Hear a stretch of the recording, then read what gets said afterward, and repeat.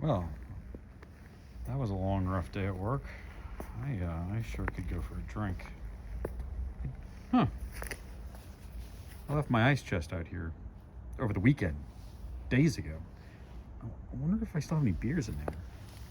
I wonder if they're still cold at all. Oh, there's still solid ice in there. Huh.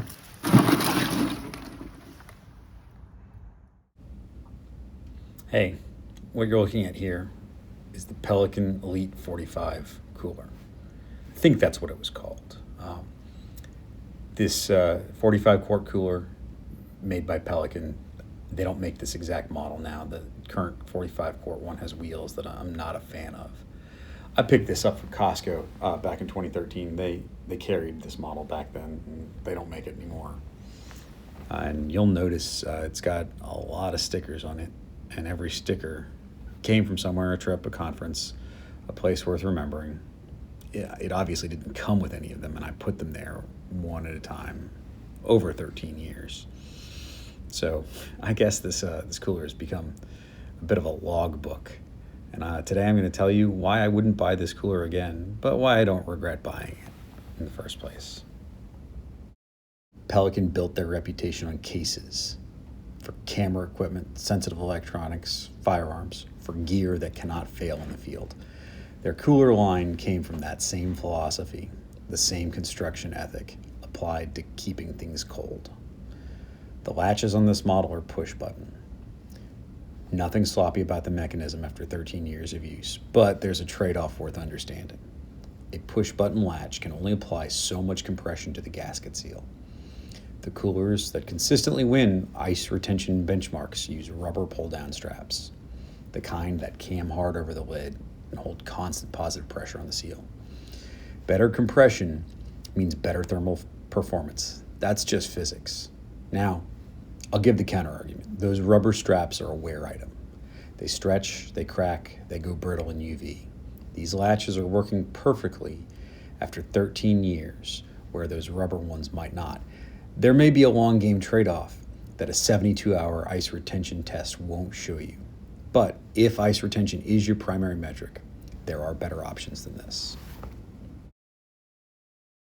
Before we go any further, I want to have a word on the warranty because Pelican markets this with a lifetime guarantee, and that headline does deserve a tiny bit of scrutiny. The cooler shell itself is covered for a lifetime for the original purchaser. It doesn't transfer if you sell it. Now the gasket, the seal that determines how well this cooler actually holds temperature, is covered for 90 days from purchase. Not a lifetime, 90 days. Same thing for the drain plug, wheels if your model has them, rubber feet. If you make a warranty claim on anything that is covered though, you're paying freight both ways, and this is a heavy cooler. Pelican repairs or replaces at their discretion. No refunds. That's not a disqualifying warranty, but it's not the blanket protection that some headlines might imply. Just know what you're actually buying. On the country of manufacture, this cooler carries no markings that I can find. My recollection is that it was made in the USA, and Pelican's current lineup appears to be domestically produced.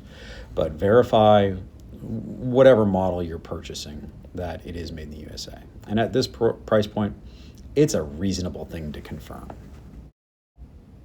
13 years in, the hinges are solid. Nothing to report. That's the point. Now, the honest cons. The cooler has been everywhere this logbook says it's been. The marks show it. The structure doesn't. Weight is the real cost of that construction. This thing is heavy, empty. Heavier than the same capacity Yeti, heavier than an Orca or Arctic of equal volume. All of those are roto-molded, built tough, and this one outweighs all of them. If you're loading and unloading solo, hauling it across a parking lot, putting it in and out of a truck bed regularly, you will feel the difference every single time. A few years back, this cooler was sitting on a tailgate, half loaded. We were putting it in when the driver pulled off before any of us told him it was secured. It hit the pavement hard. The only damage was to the stickers. At this point, there are enough of them that I'm not even sure which ones took the hit. The other practical con is footprint. The cooler takes up more physical space than its stated capacity suggests. The hardware protrudes, handles, latches, mechanisms, hinges. The geometry isn't flush, the way that, say, a Yeti's smooth sides are. In a truck bed, in a boat, in a garage, it occupies more real estate than the 45 quart number implies. Worth knowing before you try to fit it somewhere specific. Here's the thing though, ice retention was never the whole point.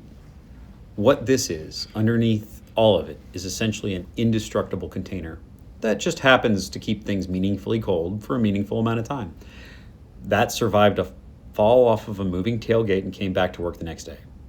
After a storm, after a hurricane, after a grid down situation or an evacuation, you don't want gear that won a benchmark under controlled conditions.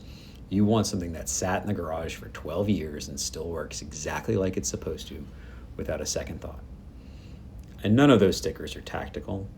None of them are signaling anything. This looks like something any house on any residential street might just have sitting in the garage. Because it does. It goes to the tailgate. It goes on the boat. It comes back and sits by the back door. Nobody gives it a second look.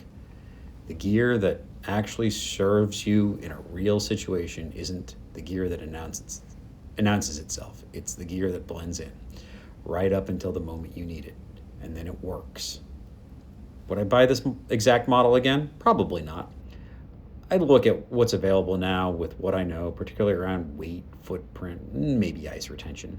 But do I regret buying it? Not even a little. 13 years, still works, survived a fall off of the back of a moving truck. Doesn't look out of place anywhere. That's a passing grade. If you're looking to put something like this to work for you, maybe in your garden, then keep your drinks cold while you're doing some edible landscaping. I wrote a book about that. The link is in the description below. If this kind of thing resonates with you, stick around. That's what this channel is all about.